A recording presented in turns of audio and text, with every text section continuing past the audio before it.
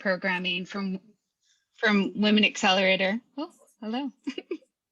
Um, I connect deeply with Women Accelerator's mission to engage, empower, and elevate women, professional women. And I encourage you to get involved in whatever way you can, whether it's through your time, talent, or treasures. It's an incredibly rewarding organization that I am pleased to be part of the advisory board for. So without further ado, please, Rupa. Just one last thing before Rupal kicks in. I will be sharing a link of the survey, which actually helps us to basically improve our events in the future. So I will be sharing it in the chat box. Thank you, Rupal. You can go ahead. Oh, thank you so much, Hiral, and thank you so much, Jennifer. I'm going to start slideshow here.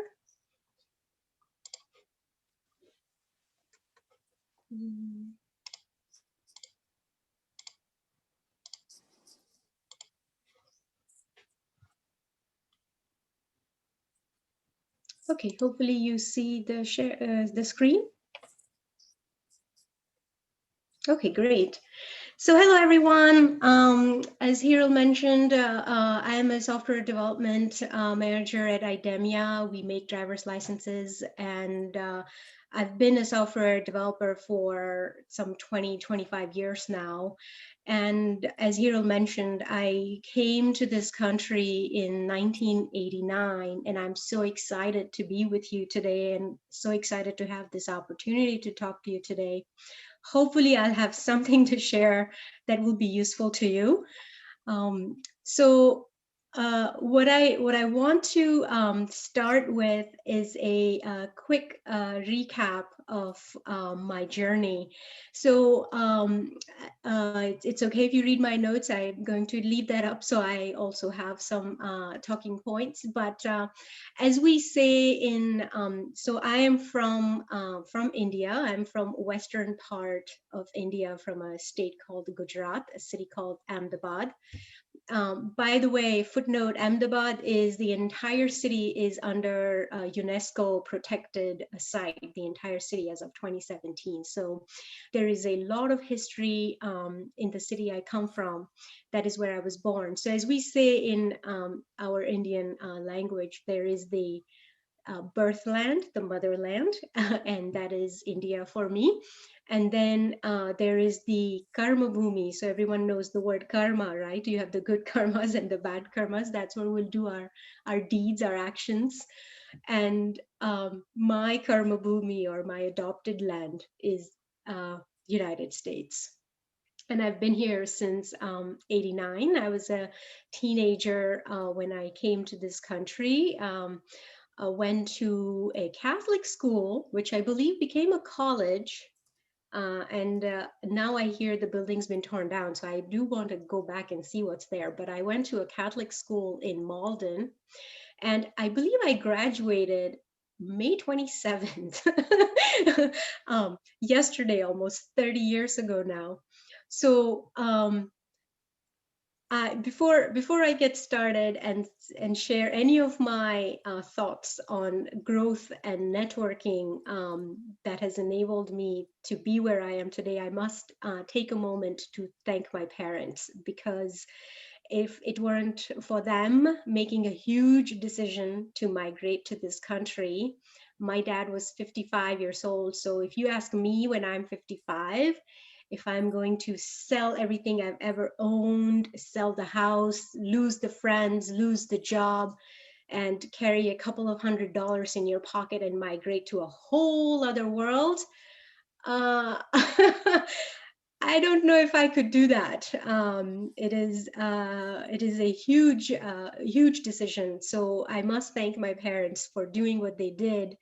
And brought me to this country and made lots of sacrifices for me. And I'm deeply, deeply grateful to both my parents. I've lost both my parents now, but they trusted me, they believed in me, and they gave me the freedom and the granted and the opportunities to come to this new world and learn and grow from it. So again, thank you so much to my parents. So like I said, I moved to this country in '89, graduated high school, and straight away came to Lowell for my undergraduate in computer science. And I haven't left the city since. I have lived in this city for 30 years now. I love Lowell. Like Ahmedabad, if you ever get an opportunity to read up about it, it was called the Manchester of the East, because like the Britishers came to here in Boston, Britishers went there also to India, and they started textile mills. So as you drive around the city of Ahmedabad, you're going to see a lot of old buildings which are textile mills. And guess what's common between Lowell and Ahmedabad? A lot of textile mills here in Lowell as well. So some connection there, and I'm very happy to be living in this city for all these years. So let's get started. And by the way, if anybody has any questions, feel free to interrupt me, jump in, ask questions. I really wish for this to be an interactive session. I'm sure many of you are immigrants also. And so as I speak, you probably have something to add, share your story. I would love to hear your story as well. So please do ask your questions and interrupt me anytime. So I graduated. So when I was in India, I studied in my local language, Gujarati, which is Gujarati. So I studied pretty much all of my elementary, middle school, high school education was in Gujarati. So we are taught English in India, like starting 3rd grade, but English is taught as my 3rd language. So I knew the ABCs and I knew how to write and read in English, but I never spoke English. So it wasn't a fluent language that I was fluent in. So when I came to this country, one of the very first things I did is picked up my cousin who was in 4th grade at the time. My son is in 4th grade now, but my cousin who was in 4th grade, his dictionary, which is called the Children's English Dictionary. And that was one of the first books that I ever picked up from his library. And I said, okay, I've come to this country. I better increase my English vocabulary. And listen, this is a children's dictionary. So there are words in here that kids in America know that I better know from A to Z, every single word in between. So it's a book about this thick. And literally, I went through every single word in that dictionary and made sure that I understood the meaning of the word, that I practiced with my cousin putting that word in a sentence, just learning the words and trying to increase my vocabulary. So my very first friend in America is this children's dictionary that my cousin let me borrow. So so in the dictionary, there were words like obvious that I had never heard before, and I didn't know what that meant. So I had to make sure that I know the word obvious, something that even kids know in this country. So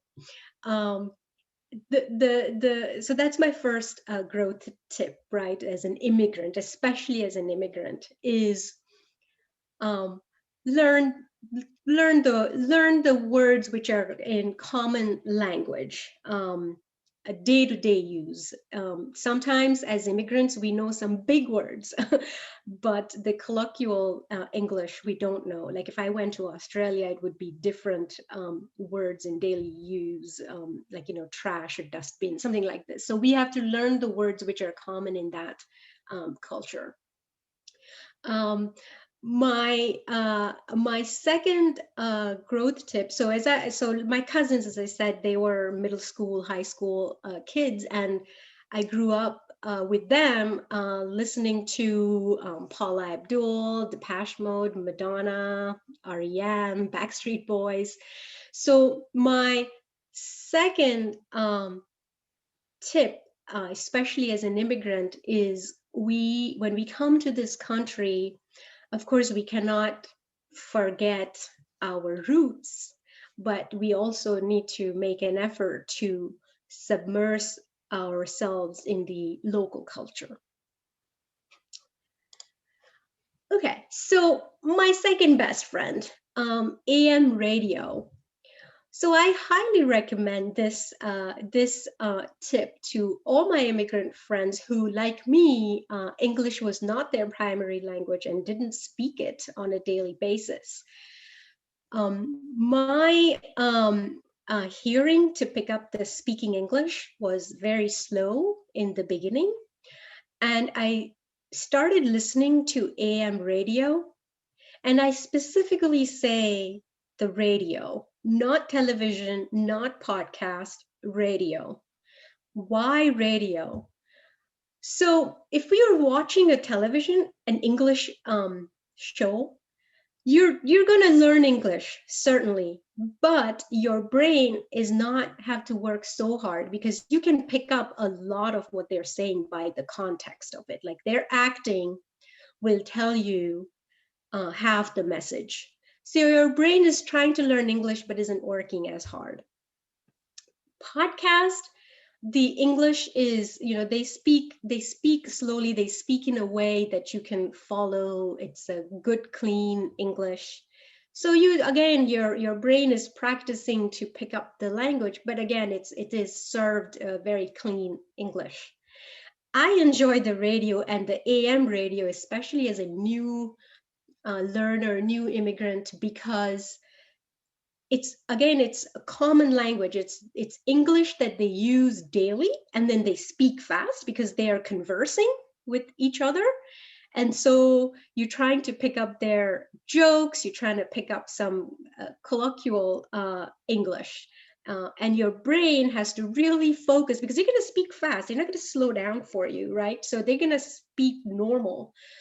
And so my brain, when I was doing this exercise, my brain had to work extra hard to understand what it is that they are trying to tell me. So I highly recommend listening to the radio to improve the English. At least that's helped me. Um, and as an immigrant, another thing that worked for me as we trying to adopt to this new culture of this new land and trying to be part of this new community, and trying to make new friends, what helps is watching some classics.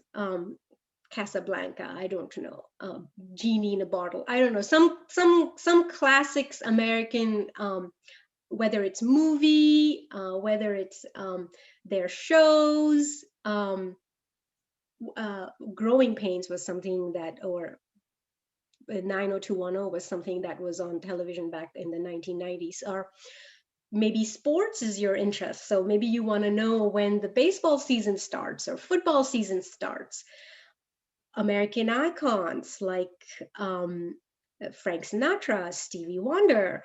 So these folks that, or Larry Bird, right, in sports, whatever it is, whether you are into sports, music, movies, books, pick up some classics from that culture so that as you are trying to make new friends, um, expanding your horizons, you have something as a small talk or something to start a conversation.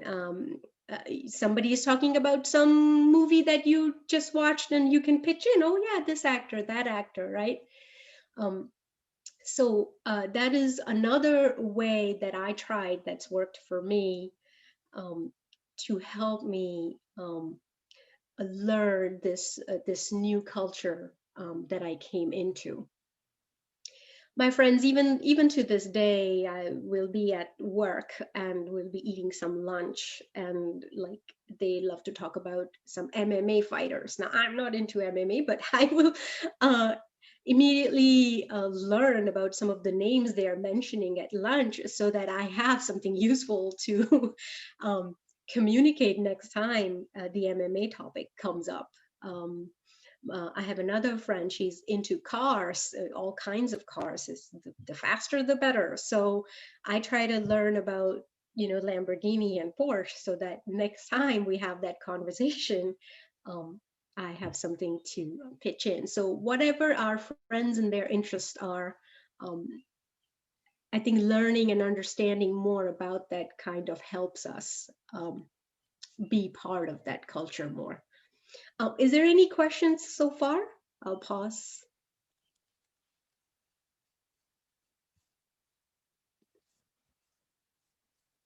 Okay. I see something in chat. I'm not watching. Oh, let's see. Yes, love Lowell. I concur big time. Have you been to visit India since you live here? Oh, yes, uh, so it's been 30 plus years living in this country. So I didn't get to go back for the first 6 years. And I just because we didn't have, first of all, we didn't have the money to fly back. And I was a student, and my father had just a new job, and then his new job was supporting the house rent and then car and then paying the phone bills and utility bills. So, and remember the time back in 1990s when making a call to India was $3 a minute. It was very expensive to call home. There was no WhatsApp with free Wi-Fi back then. So it was very expensive to just be able to talk on the phone. Yeah, collectibles, right?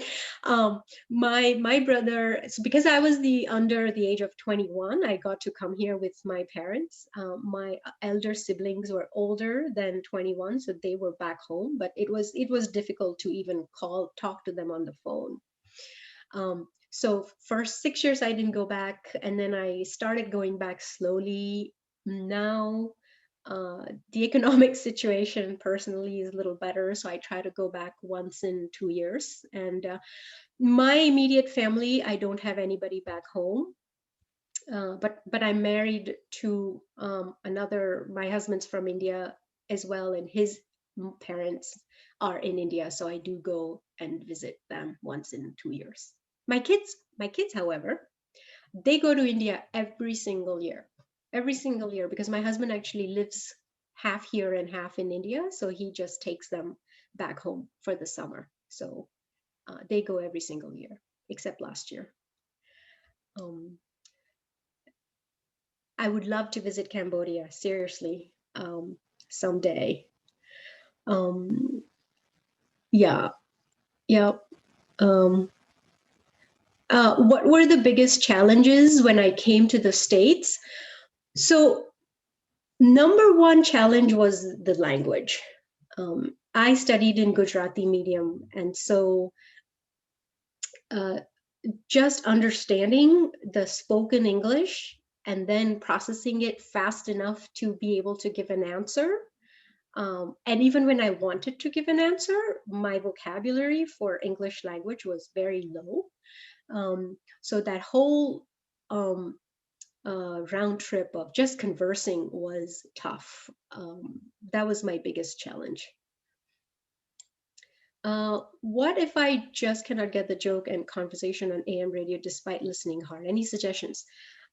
Listen more. I am telling you, the more you listen to that trick has worked for me so well. And for me, that radio was like a homework to me. When I'm listening to the radio, I'm sitting there with a pad and a pencil, because there are going to be words they're going to speak, and I'm going to write it down, and I'm going to go to my my cousin's dictionary, see if I can pick up what that word was.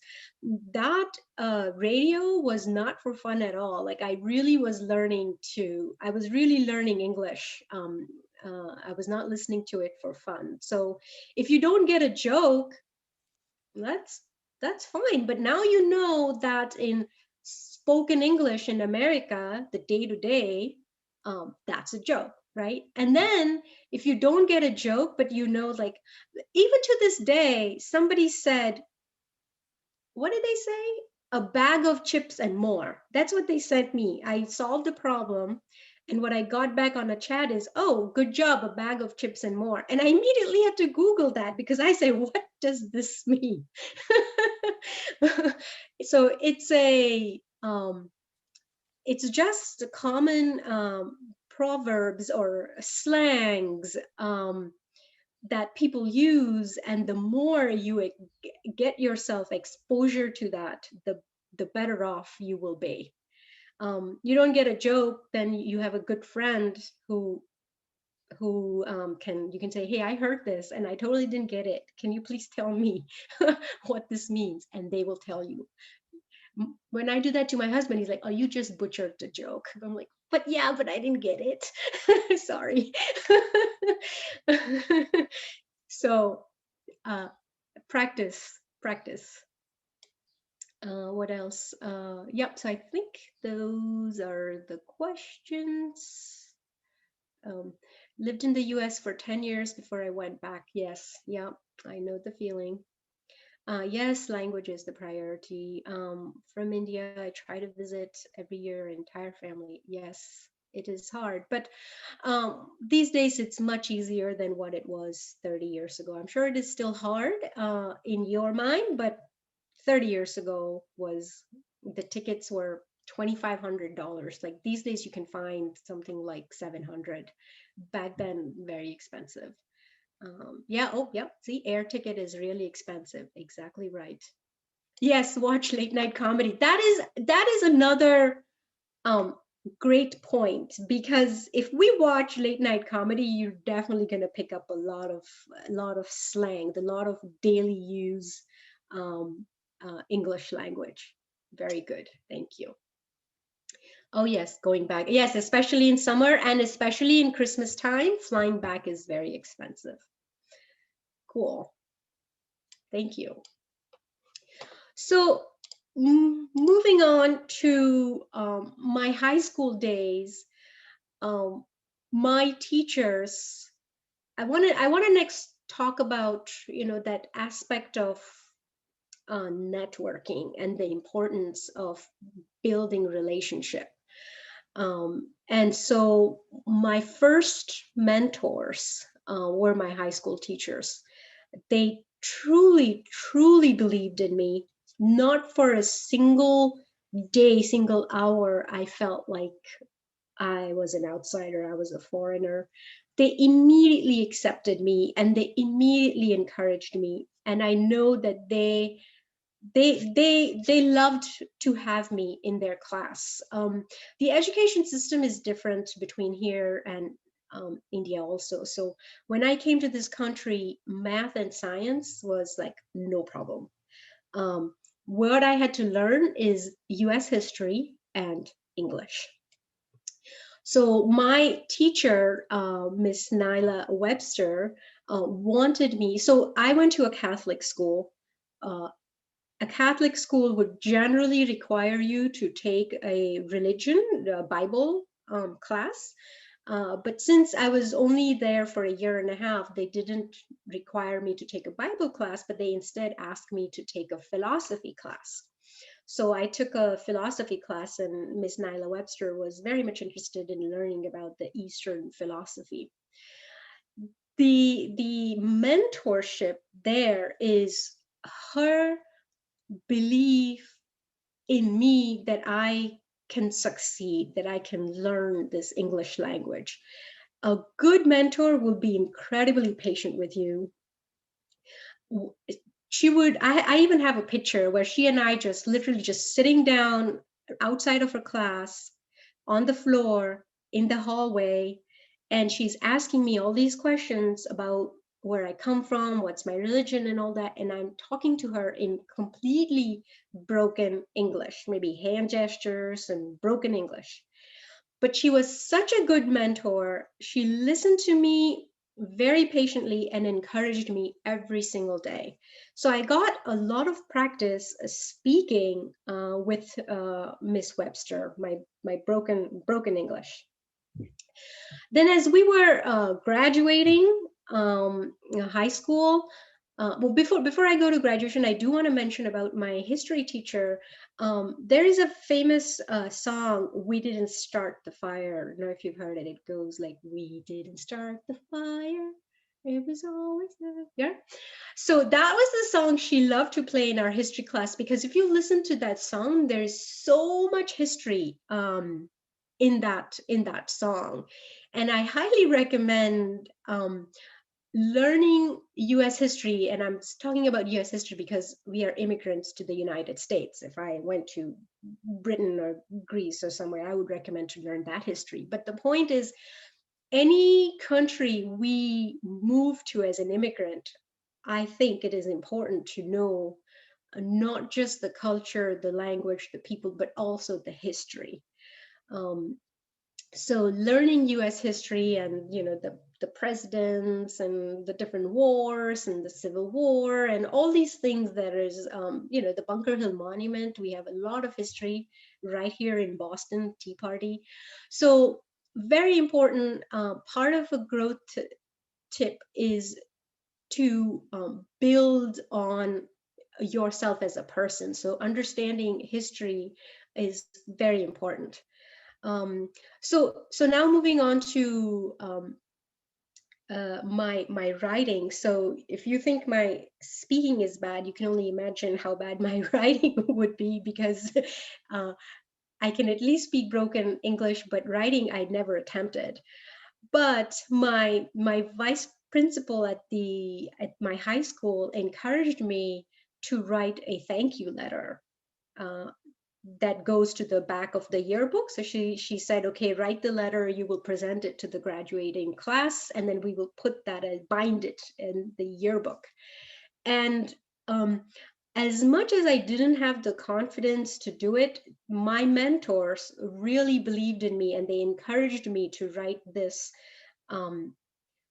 this letter. And the difference here between a mentor and a coach is that mentor says, do this, right? They provide you direction for growth. And should you take that up, then you find a coach who will make you successful. A coach will help you through writing the letter, making sure it's the correct grammar, correct language structure. Maybe they can suggest better words. So that is a good coach who helps you refine your product better.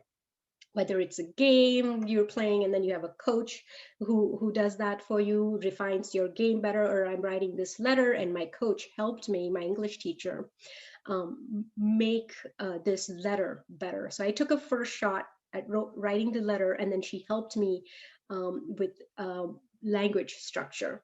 So one of the first words I learned with her is the word adequate. I'd never heard that word before.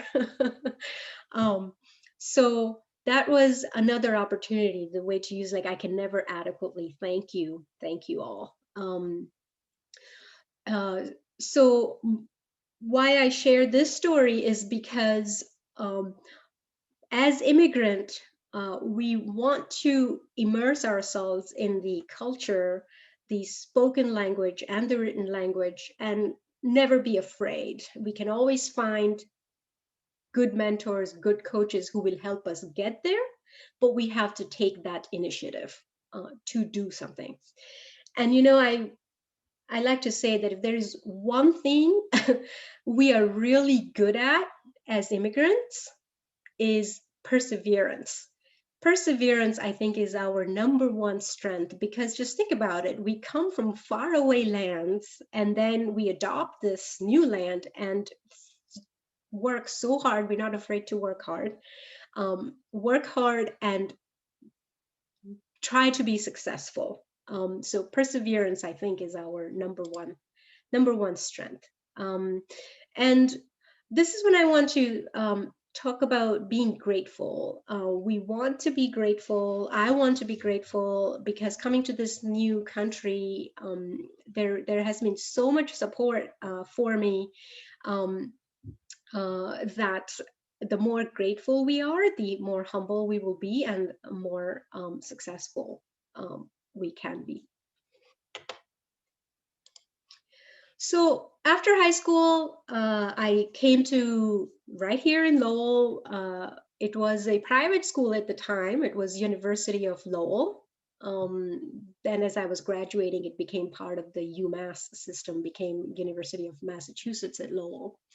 And my second mentor was Professor James Canning. He actually retired just last year.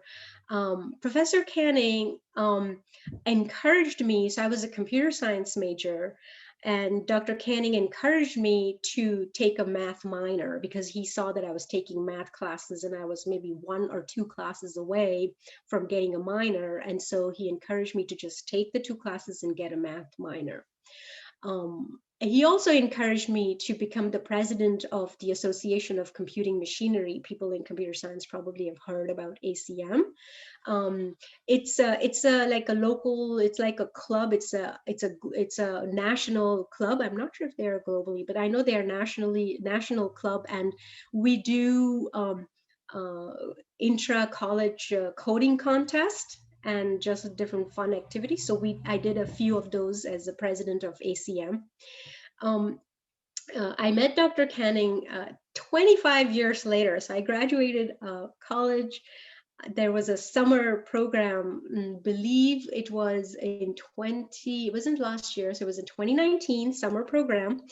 And there is another professor there, and I went to see the projects. And guess what? Dr. Canning showed up as one of the judges. Oh my God. And I had my 17-year-old daughter with me. And guess what Dr. Canning said? He said, I know your mother since she was your age. And it's like, oh my God, am I really that old?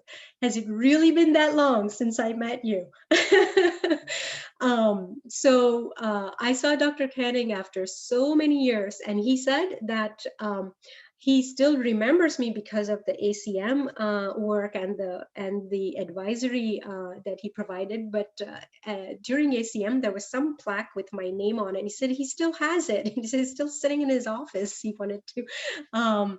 So why I mentioned this story is we want to build lasting relationship. So I mentioned the importance of mentors, but if possible, we want to try and stay in touch with those mentors and build lasting relationship, because we're not afraid to take on extra projects, extra work. Like I said, we're not afraid to work hard. But as we do that, we want to build strong, lasting relationship. I think that creates a lot of positive energy. Like I think about people I'm so fond of, and I'm like cheerful and happy. So that lasting relationship is another tip I want to share with you. We come to now work and upskill. So graduating college, of course, went to work. A very important aspect of networking is giving back. What do I mean by that? So let's say you're on LinkedIn, and I know Hiro, and Hiro knows Susu. So I go to Hiro and say, hey, Hiro, do you mind connecting me with Susu? Or, hey, Hiro, I'm trying to learn something. I'm trying to do something in marketing. And Hiro says, oh, you know what? I know a person who is excellent at marketing. He was a professor at UMass. I know Susu, and I'll be happy to put you in touch with Susu. So that being that middle person, the more opportunities you get, please take opportunities to connect people, because it is not always receiving that enables growth. I think giving back enables bigger growth. So the more we are able to give back, the more we are able to help people connect with each other. I think the more we give, the more we get. Or be a mentor to somebody, be a coach for somebody, and also for yourself as you are new to work. Seek out mentors. And the way I understand it, this is the difference. A good mentor will provide you with direction. and will teach you how you can advocate for yourself. So you don't want to sound boastful, but you have this new project that you did, or you have some skill that you can contribute. So how do you speak up and advocate for yourself? Say, okay, yeah, I would like to be a part of this project because I have this skill and I can do that. A mentor will help you do that, provide you direction. Maybe you don't want to do this. Think about that. Have you thought about that? This is how you handle this situation. That is what a mentor will do for you. An advocate at work is also another very important person, because what they will do for you is when you are not there, they will speak up for you. So if there is a meeting that, some VP is sitting in that meeting and you have some skill and this VP, the VP will say, hey, you know what? I think Rupal would be good for this project, or something like that. So they are your advocate. A coach, we all, I think, understand coach, which is be ready. When you are ready to have a coach, that means you are also ready to receive some constructive feedback. So do not be afraid to receive feedback. The way I look at it, the way I also tell my kids, people sometimes give you unsolicited feedback. Sometimes you're soliciting feedback. Whether you like the feedback or not like the feedback, just say thank you for your feedback. And then what you do with the feedback is up to you, right? You want to ignore it, ignore it. You want to do something about it, do something about it. But you don't have to get caught up in the feedback and try to argue back or push back or fight back, because it's a feedback. Whether you intended it to come across a certain way or not, they saw it a certain way and they gave you feedback. So maybe there is an opportunity there somewhere for growth. So you're receiving feedback, thank you for your feedback, and then try to assess it, grow from it. And a coach will give you feedback on a regular basis so that it helps you grow. So have that growth mindset, very important to have that growth mindset where you are receiving, adapting, improving.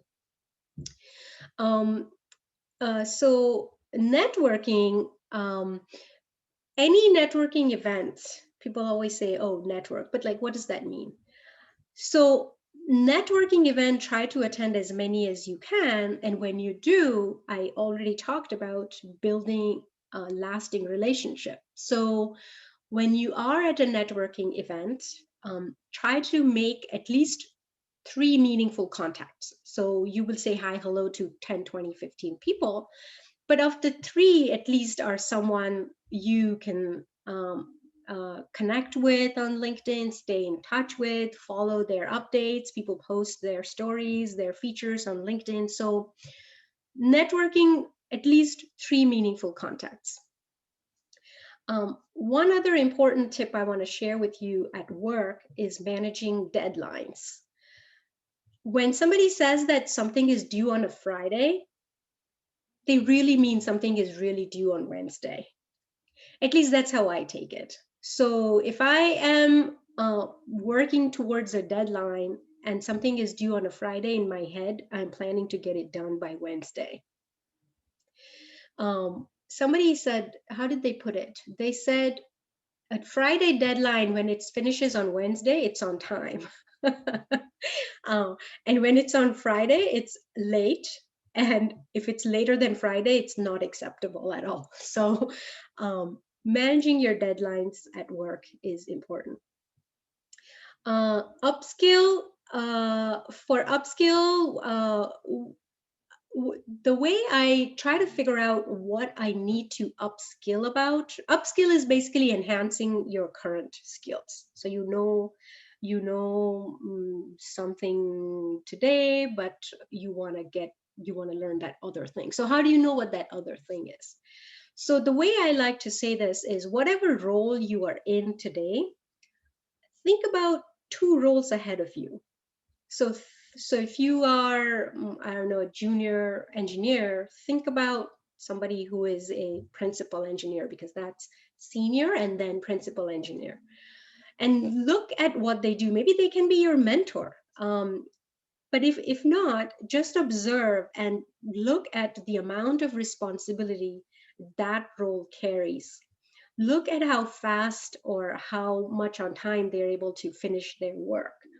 Look at how they communicate during meetings. Basically, observe that person, and when you do that, you will extract the skills you need to build. So when you look two jobs ahead or two titles ahead, that gap that you will see is the skills you need to build. And once you know that, that is the area of opportunity to upskill. Does that make sense? Yeah. So what we don't want is, we don't want to get comfortable in our current role. Like, oh, I know this and I know this really well. Especially if you know something really well, that's the time to upskill. And worse, get complacent. We don't want complacency. So always look for that opportunity to upskill by looking ahead and see what that person has that I don't have. And if I want to get there, then I need to build those skills. Okay. Before we proceed, Rupal, there are Yes. a couple of questions in chat. Oh, sure. So one of them is, what is your advice for non-traditional study? Cause lack of language and responsible for family are a challenge together. Yes. Non-traditional study, because lack of language and responsible for family are a challenge. Yes, absolutely. I'm in school now and I have 2 kids, and my husband, like I said, is halfway across the world. So the way I do this is always make time for yourself. Priority number 1, right? So you as an individual, I know everybody has a demand on your time, but you have to know that, hey, I need to make a demand on my time also. Whatever that is, even if that's 1 hour a day, 2 hours a day, it's just budgeting and then managing that time and then setting that expectation on everyone else. So my kid, so I started studying when he was 7 years old. He's 9 now. He knows that when I'm in front of that computer for 2 hours, he needs to let me get something done because I'm in front of that computer. Now, it didn't come that easily because he would come and interrupt and blah, blah, blah. But it's kind of like teaching the kid how to go to sleep when they're like really, really small. It's like you just have to constantly pick them up and put them to bed, pick them up and put them to bed. So studying, these days there are online classes also. So if you want to pursue study, you can certainly do that online.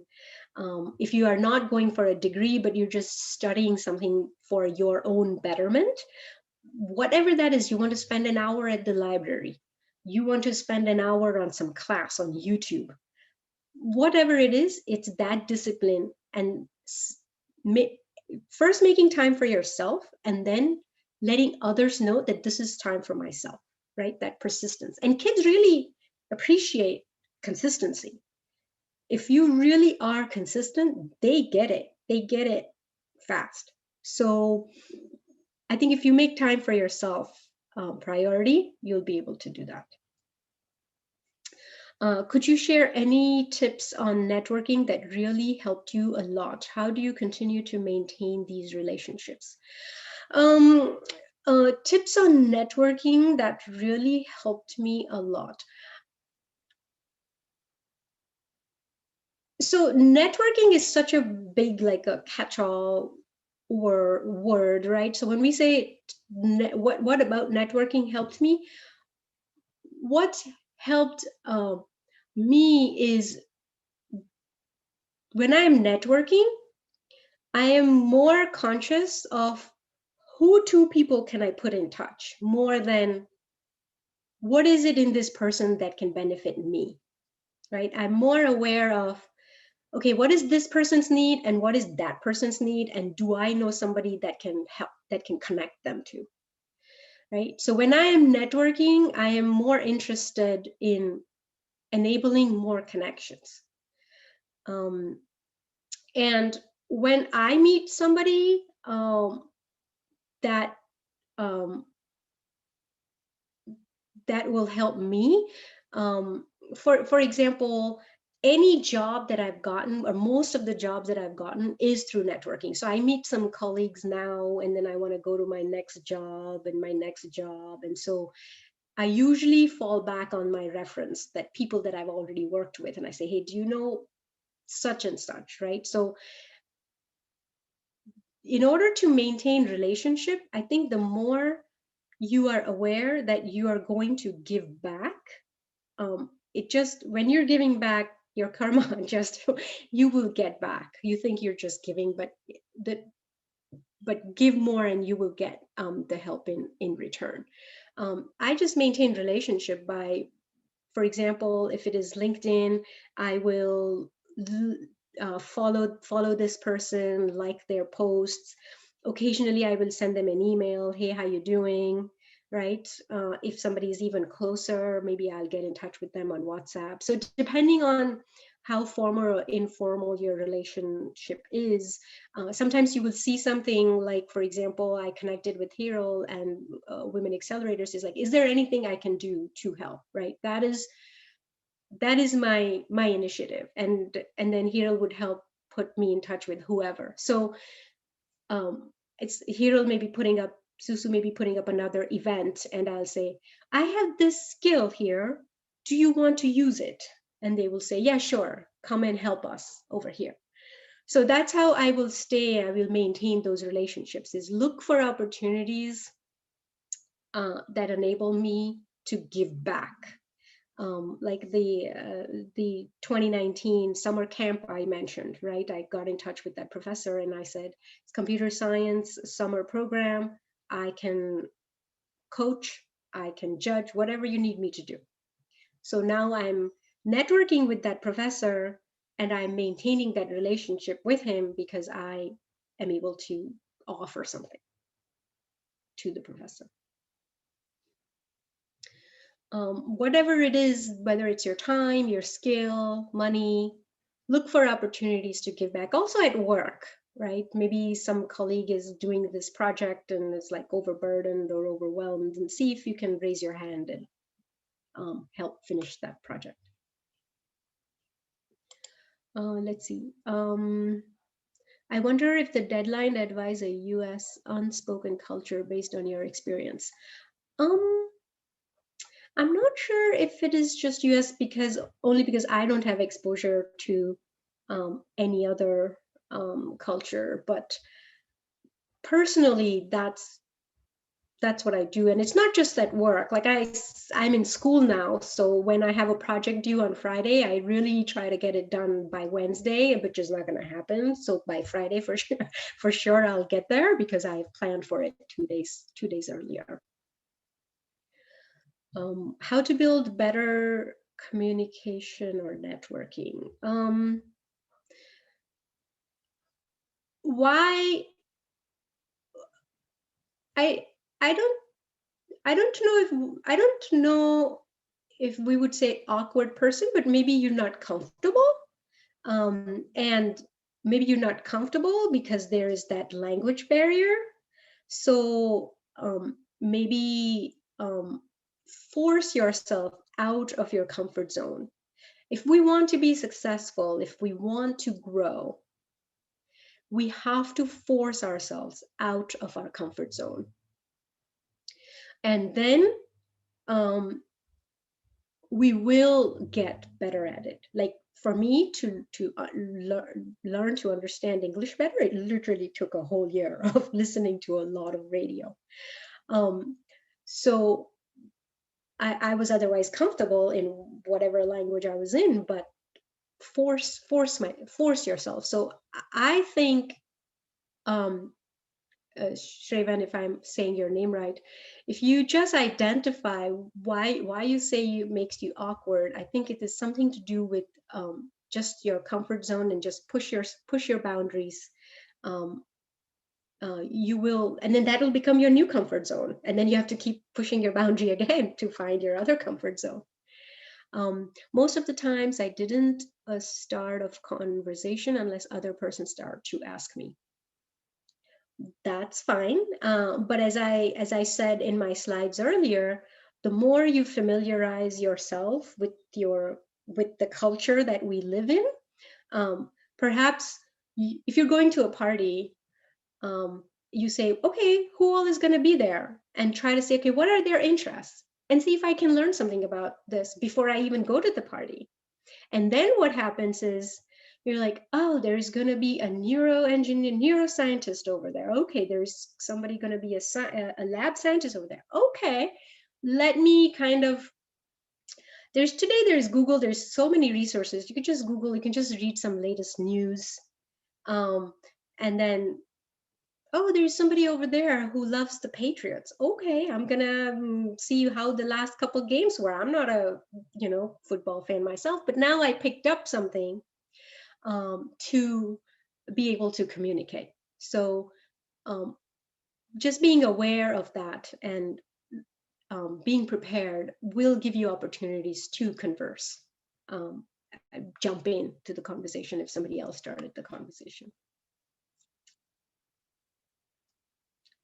So my last slide here is on Rebels mentorship. This was another opportunity for me to give back. So UMass Amherst, their Department of Diversity has a mentorship program, industry mentorship program that I ran since fall of this past year, and it's going to continue this remainder of this year. So it's another opportunity to brush up my skills, right? I don't have a formal project management experience, but doing something like this gives me that project management experience. This is what I do to push myself, my own comfort zone. So that I can give my time, my skill, I can help connect people and be an advocate for somebody.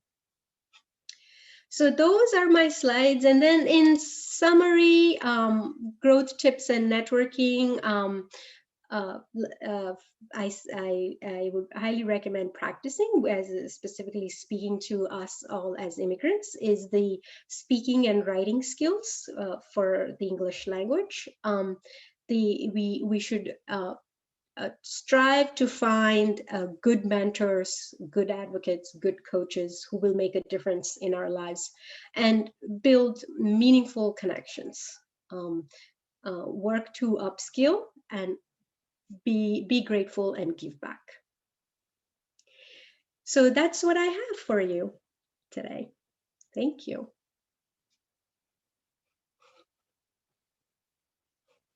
Any more questions? Well, thank you so much.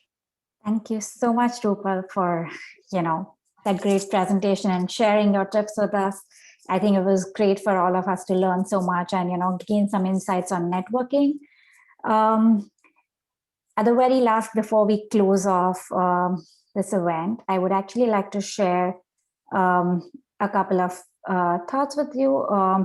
And that's just what our future events look like. So here is a list of all our upcoming events. Please have a look at them and feel free to join us in any events that really interest you. Lastly, thank you so much, Rupal, for taking the time, answering all these amazing questions that people had, and just being there and sharing your insights with us. Thank you again, Jennifer, for sponsoring this event. We really appreciated your support. And if anybody has any questions, feel free to reach us at Women Accelerators. We will be sharing the recording as well. There are many people who could not make it, probably because of the long weekend. So we will be sharing the recording as well. And that's it from us. Thank you so much again.